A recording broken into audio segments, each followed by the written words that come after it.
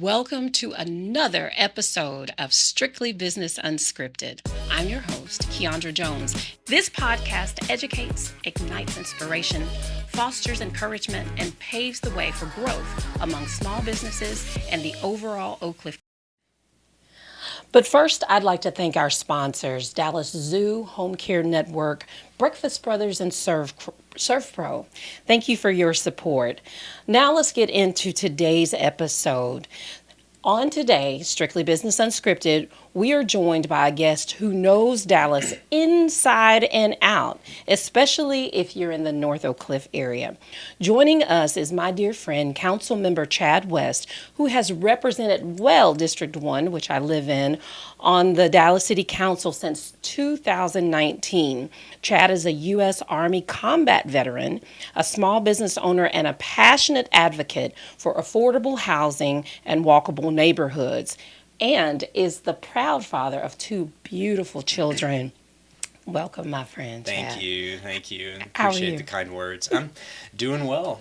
And one thing that I need to add to the bio is, yes, I live in North Oak Cliff. I represent North Oak Cliff, but I have a business in South Oak Cliff, or at least what I define as South Oak Cliff. Okay. Keystone Polk. My car wash is down there, and I believe we are current chamber members. You too. are? I hope so. And I was just there the other day, and by far, that car wash is the best one because I don't wash my car. Can you say that again? By the It way? is the best. Okay, cool. Car wash. My There marketing is. people would get on to me if I didn't ask you to do Oh my gosh, it is amazing. So I go down there. I live, of course, in North Oak Cliff as well, Right. but I specifically go down there to have my car washed. It is amazing. You know, we love it, and there's so much misconception about Oak Cliff. It's always, especially in the north, when we talk about Oak Cliff, and some of it is justified. But I was told by consultants for the car wash industry, most of whom are in Irving, other car wash operators, that we're taking a big risk by going to Oak Cliff with your business. Like, they're going to burn it down. Oh, my they're gonna gosh. be robbing you. They're going to, people with money aren't going to come there. I heard everything under the sun of why not to do it. Yeah. But we looked at the numbers. We knew the community, and we knew people have money to spend That's in Oak right. Cliff, and they need services. Yeah. And so we brought it there, and guess what? It is my site. It's my second performing site out of 6 that I own, and it's my first performing site in terms of number of people to use it. Every time I am there, there is a line. Yeah, that's a It is a wonderful problem. Folks in Oak Cliff we've got money to spend. Well, I say they've got money to spend. I don't know that I do, but we work nonprofit and government, so yeah, I get it. they've got money. So I want to get into all that you do, but first, I want to get into all that you do professionally. But first, one of the questions that I love to ask anyone who's on the show, especially that is such a servant of our community, I want to know, how do you balance your life when you serve so much? What do you do? That is a question I haven't quite figured out yet. Okay. No, I'm not great at it, honestly.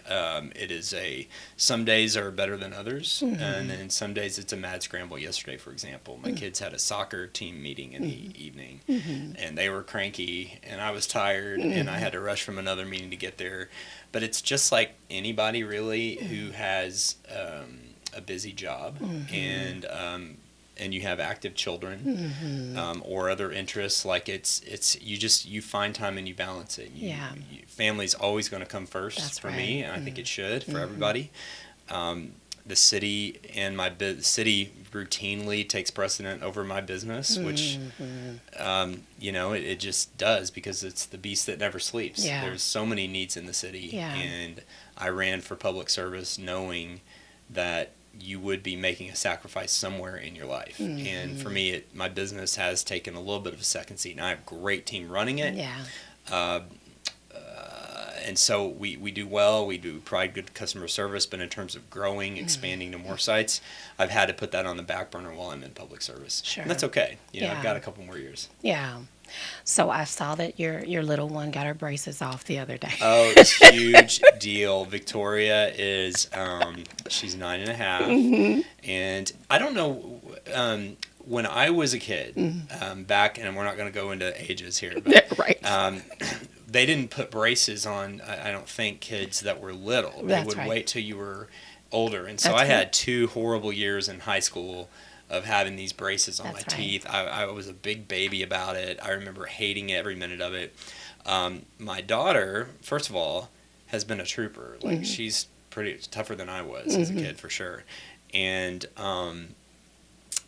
interestingly, the orthodontists are now putting braces on kids when they're younger to kind of handle the movement of the teeth now.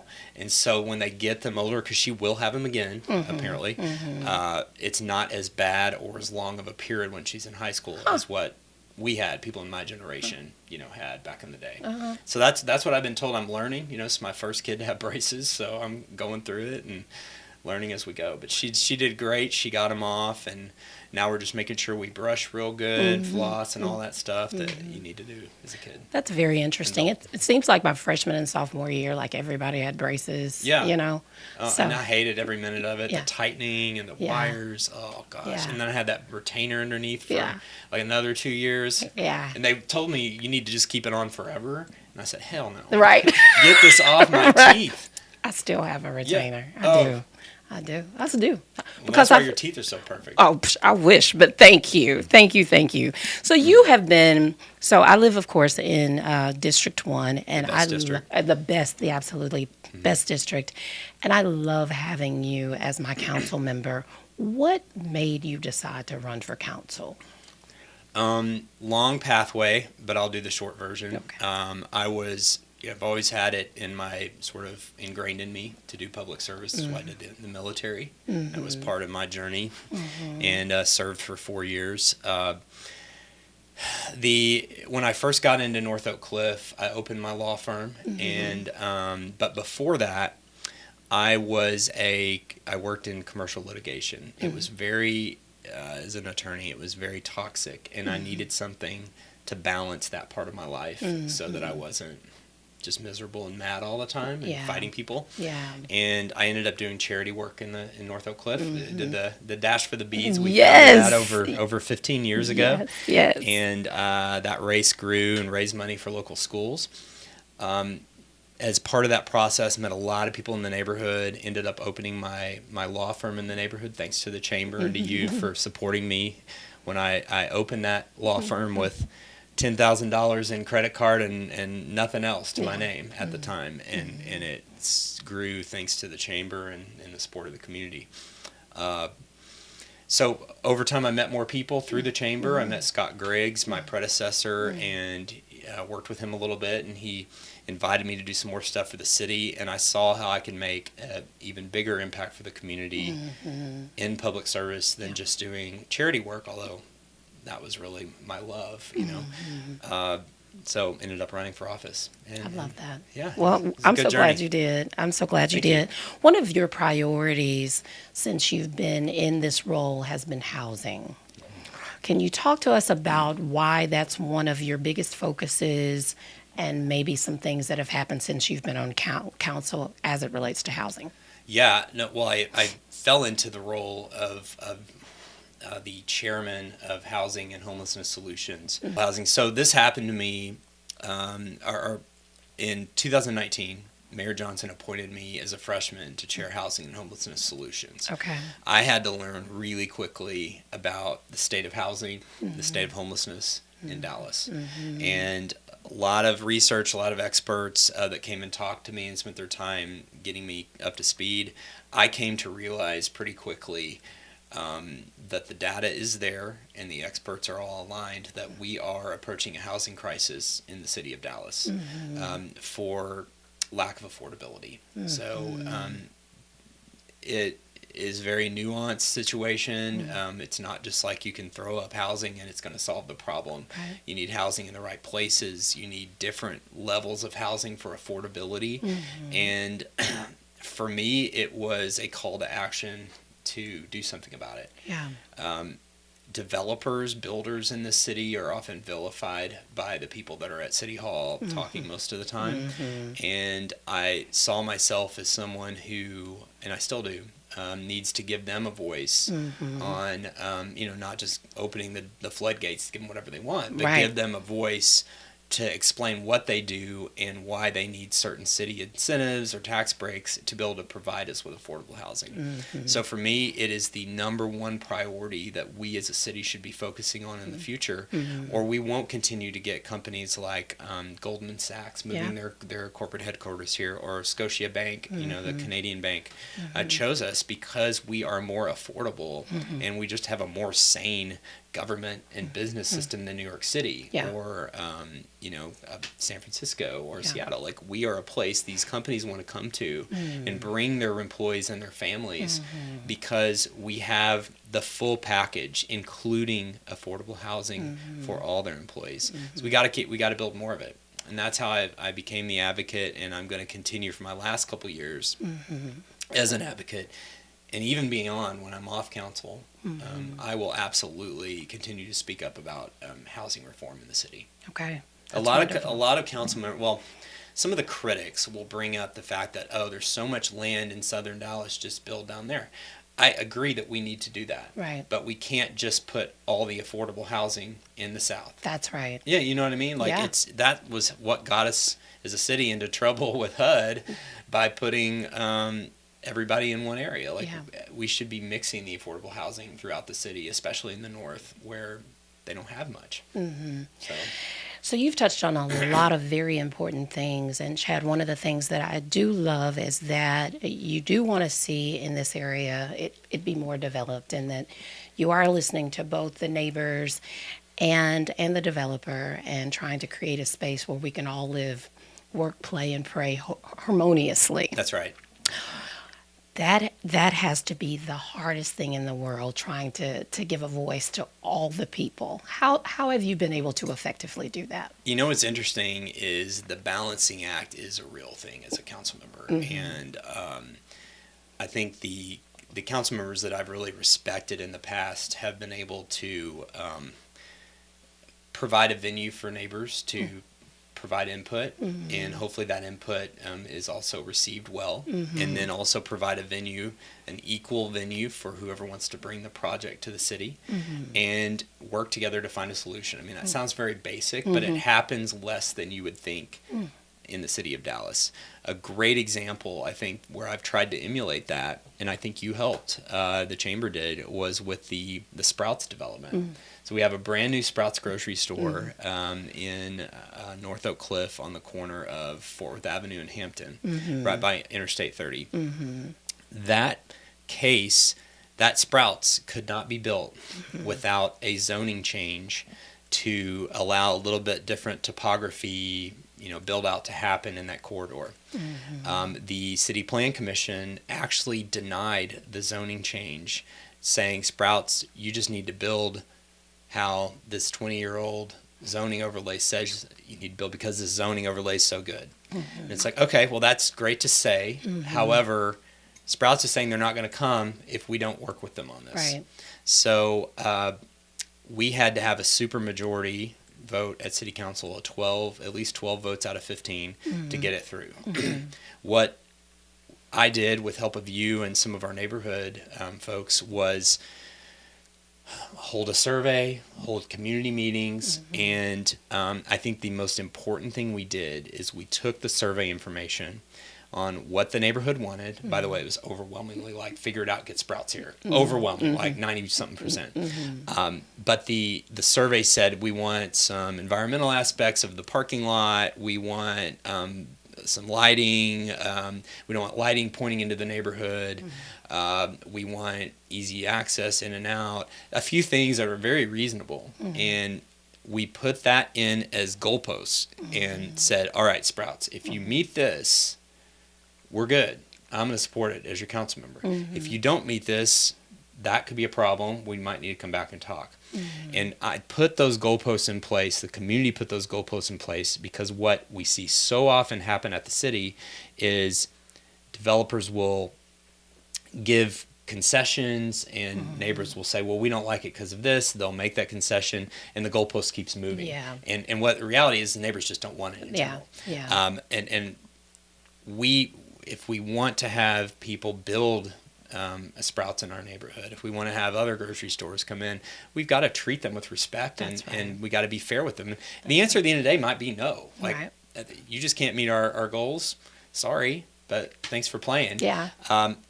But most of the time it's not. Most of the time we can meet the goals. You just can't keep moving the goalposts. Yeah. And now we're seeing the same situation with the very first HEB in Dallas trying to build up off LBJ, and you got neighbors packing rooms saying, we don't want you here because there's going to be too much traffic. I'm like, we'll take an HEB. And we will figure it out. Yeah, as a community, we'll come together. Some people are going to yell at me. That's fine. They're probably going to yell at you. But at the end of the day, we'll set the goalpost. We'll get it done, and we'll move forward. Yeah. And I think as an elected official, you got to have the courage and tenacity to work through that. Realize you're never going to get 100% agreement. You're going to have some disagreement over here and over here. But everybody should be able to have a voice, and you should hear it and try to make a compromise whenever you can. Yeah. You know, Chad, here in North Oak Cliff, we've got a lot of folks that come out with their pitchforks when they don't want things. And I've seen it so many times. How and what did you do to prepare for just the adversity, the pitchforks? What did you do? So I will say this, that I agree with you. And the reason I think that a lot of people can get up in arms easily in North Oak Cliff is North Oak Cliff, just like the rest of Oak Cliff, has had the city dump on it for so long. And so historically, we're already on edge, very cautious and distrustful of the city.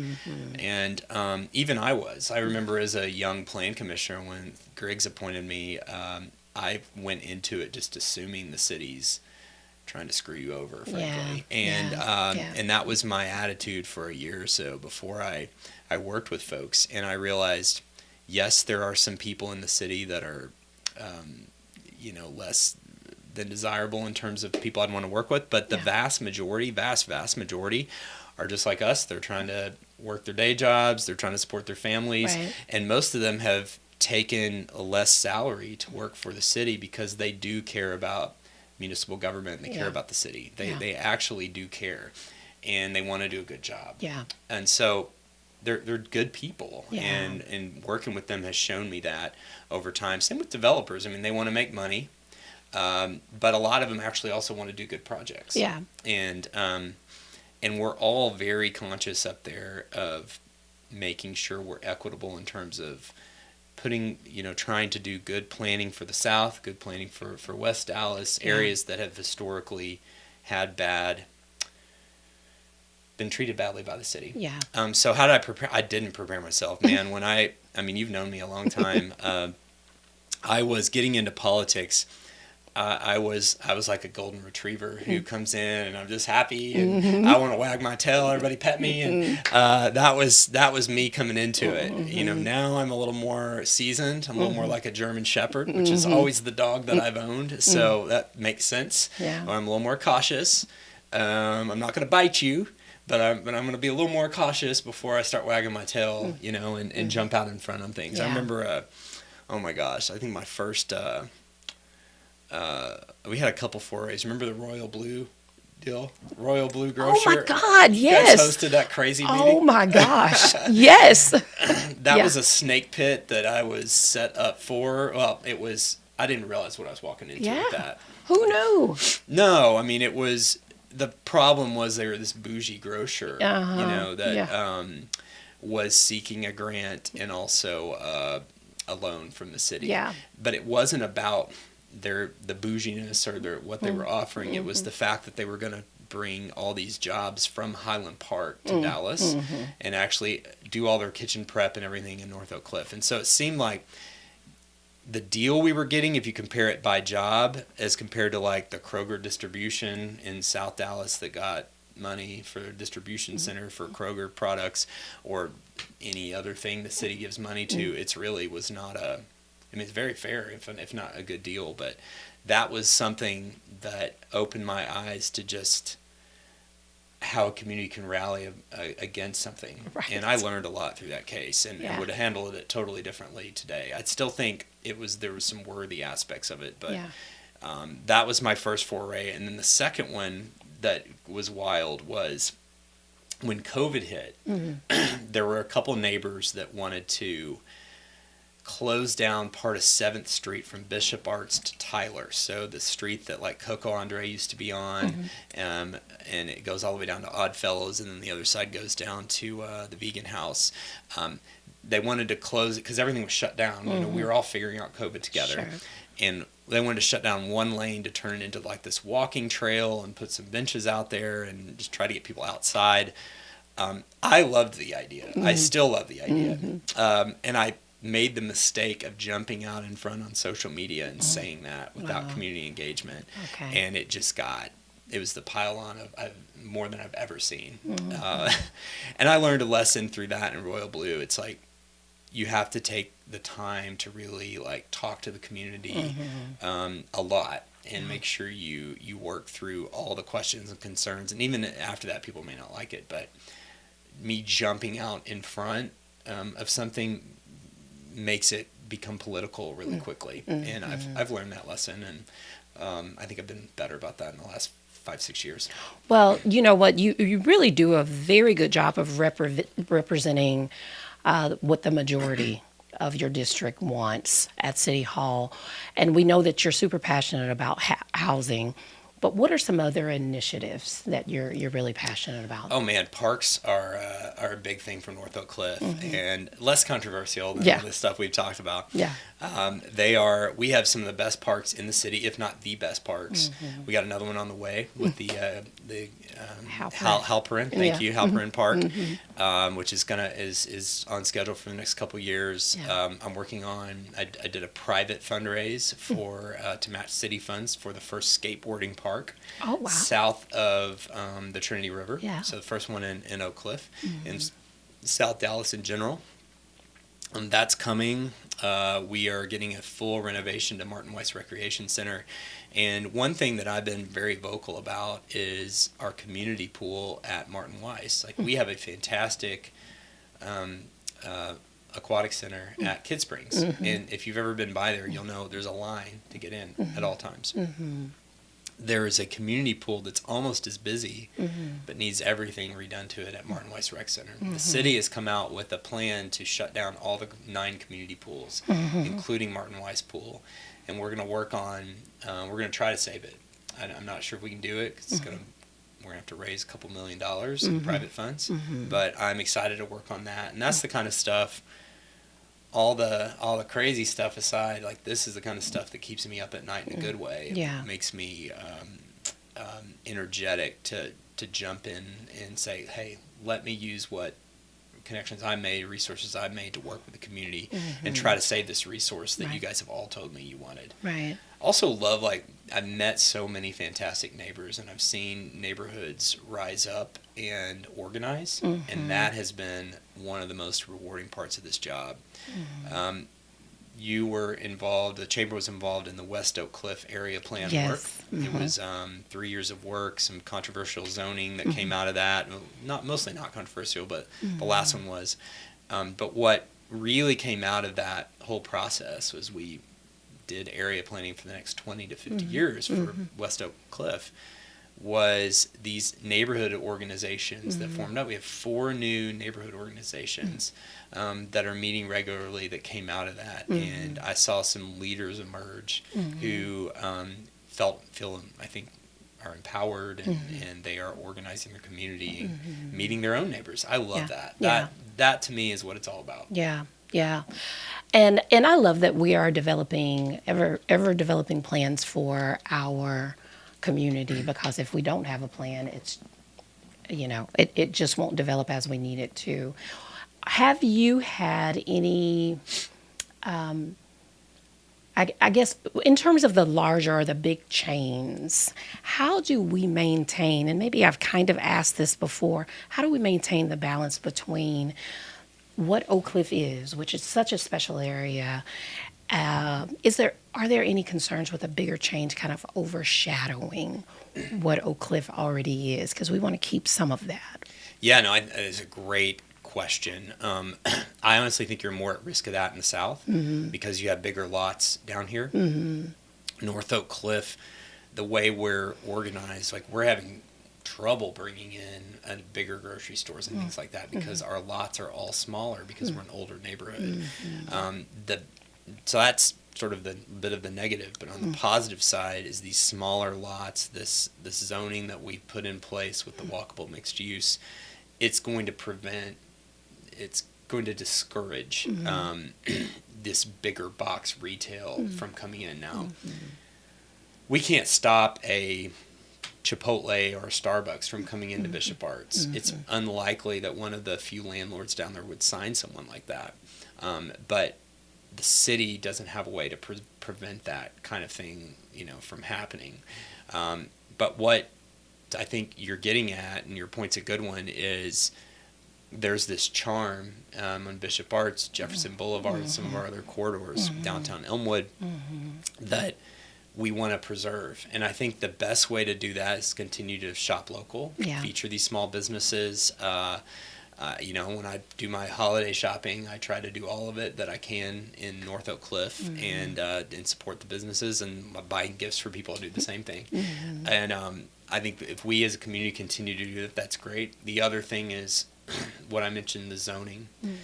Senate Bill 840 recently came out, which allows multifamily development in all of these old commercial corridors that haven't been rezoned since the 1950s. My controversial case I mentioned earlier as part of the West Oak Cliff area plan was the first case that was heard in the wake of this Senate bill being passed.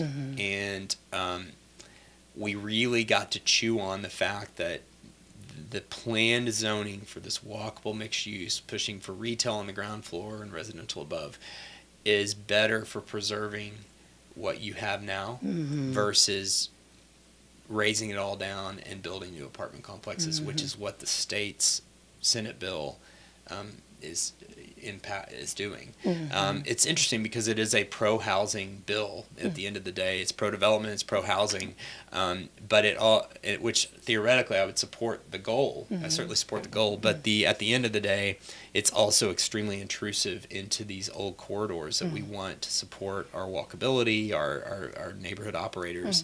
So when you balance the two, at least to me,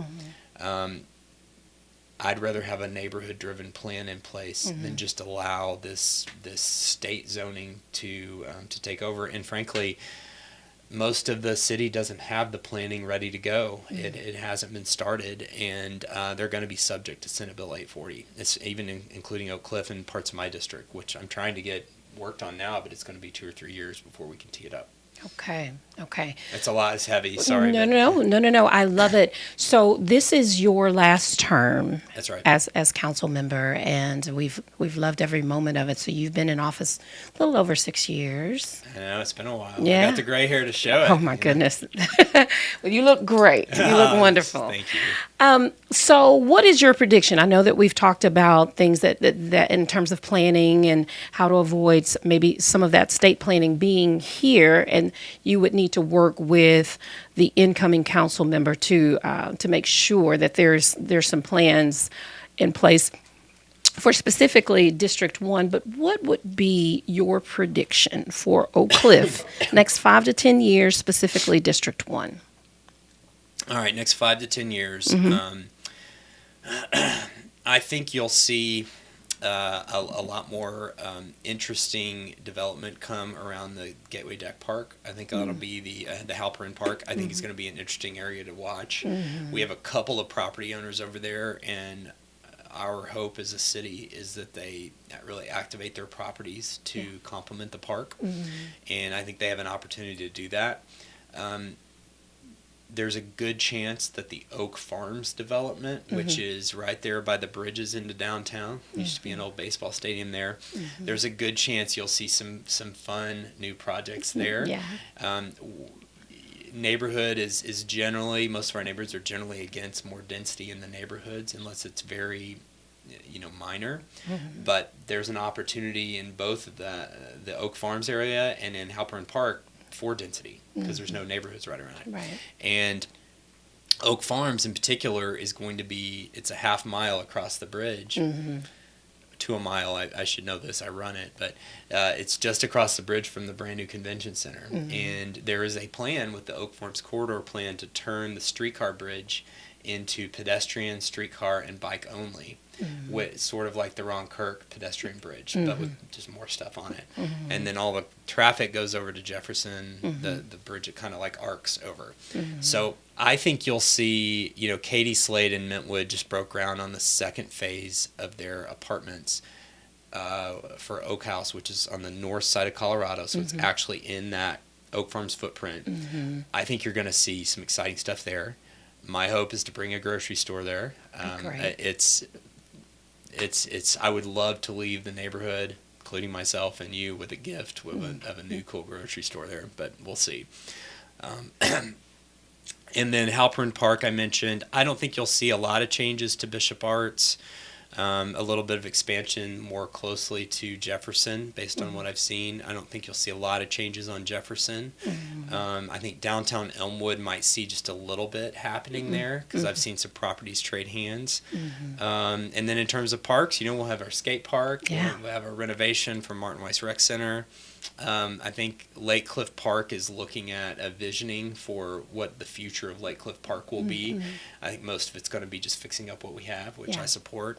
And if it's up to me, if I have any remaining gas at the end of my 2 years, I'll be pushing for more trails in the neighborhood to connect us in a multimodal way to get around on bikes and as walkers and stuff like that. I love that. Okay, so Chad, it is customary for us to allow the last question to be yours. And you can ask me. I can ask you a question. You can ask me any question that you want to. Any question. Any question that you want to. Okay. Yes. Well, I'll keep it professional. Okay. I could think of some fun ones. Okay. But, what would you like to see in your home district, District 1, for the next 5 to 10 years? That's a great question. I'm still in your water. Well, please do. Please do. My throat's scratchy. Maybe I shouldn't say this, but it's the truth. I really, in Wynwood, I would really like that Kroger to go away. Oh my gosh. I know I shouldn't say it. I really, really, really, really would like that Kroger to go away. We need a grocery store, and I know that Target is coming and all the things in and around that, but I despise that Kroger there. I appreciate that feedback. And I think I didn't even mention Wynwood because it's just such on cruise control. They don't need anything from us, so I don't deal with them very often. But I think the way to do that is support that Target because they will have groceries there as well. Yeah. Right? I don't know if it's as extensive as Kroger, but my understanding is they'll have some. Yeah. Sort of like the one on Lemon. So. It's sticky because, we've got all the DEI stuff in and around the whole Target thing. So it's a sticky situation for us brown people. So. Well, we need to go over there and check it out. And that'll be a fun ribbon cutting. Yeah. When Target opens up over there. Very, very, it'll be fun. Very sticky, but that would be the biggest thing. I mean, I love to support local, but I will be honest, I avoid going to that grocery store. I'd love to see it turn around. I don't know if that's possible, but it is. I've welcome positive comments from residents, but I haven't heard that, unfortunately, very often about that Kroger. We should go over there. Let's go. Just go rate it? We should. Walk in with a camera? Listen, I love all of our people, but it is ghetto. Oh, my God. It's ghetto. But anyway, thank you, my friend. Good to know. All right. that needs to be our next outing. The Kroger. Yeah, and then drinks are on me afterward. Okay, I'm in. Let's do it. Okay. Well, thanks for having me. Well, thank you so Appreciate much for being here, Chad. You know, I absolutely adore you. You're my friend, my pal, my Likewise.